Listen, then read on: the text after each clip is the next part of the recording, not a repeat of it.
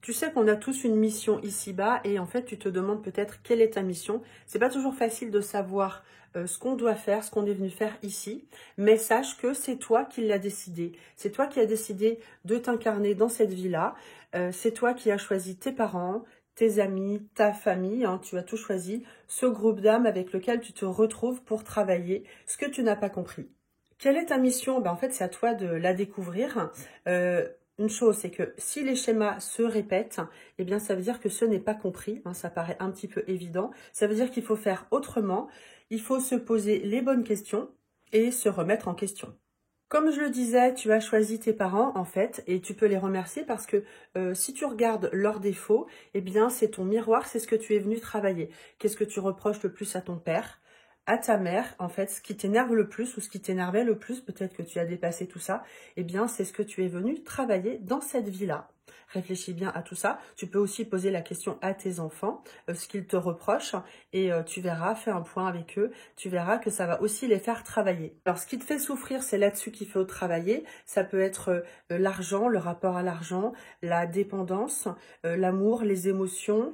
Ça peut être toutes sortes de choses. Enfin voilà, il y a tellement de sujets que je ne vais pas tous les énumérer. Et ou alors le mal que tu subis aujourd'hui, les douleurs que tu as aujourd'hui, c'est peut-être quelque chose que tu as fait subir. Il ne faut pas t'en vouloir, hein, c'est comme ça, on est là pour évoluer, c'est pour ça qu'on s'incarne. Mais si tu subis des choses, en fait, c'est que peut-être tu l'as infligé à quelqu'un d'autre dans une autre vie. Et ce que tu vis aujourd'hui, tu dois le vivre pour le comprendre et le dépasser et surtout te pardonner, en fait. Tu peux demander à tes guides de t'aider, à t'envoyer la bonne intuition pour faire aussi les bons choix. Les guides vont t'envoyer des réponses sous forme soit de rêves, soit des personnes vont t'envoyer des personnes pour te faire comprendre des choses ou des situations.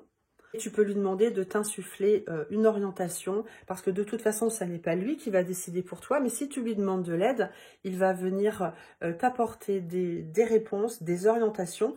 Ton guide, c'est ton intuition, donc il faut que tu t'écoutes. Il faut aussi que tu écoutes ton corps, car ton corps a les réponses. Et sache que quand une situation est bloquée, si tu fais autrement et que c'est toujours bloqué, ça veut dire que le message est clair, ça veut dire qu'il faut faire autrement, que ça n'est pas pour toi. Alors que quand c'est fluide, eh bien c'est la bonne direction. Dans tous les cas, demande à ton cœur, à ton âme, et tu sais qu'au fond, tu as les réponses.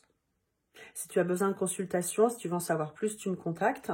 Et si tu veux découvrir le tarot de Marseille, j'ai ce petit livret magique que j'ai créé à la découverte du tarot de Marseille avec des QR codes à la fin.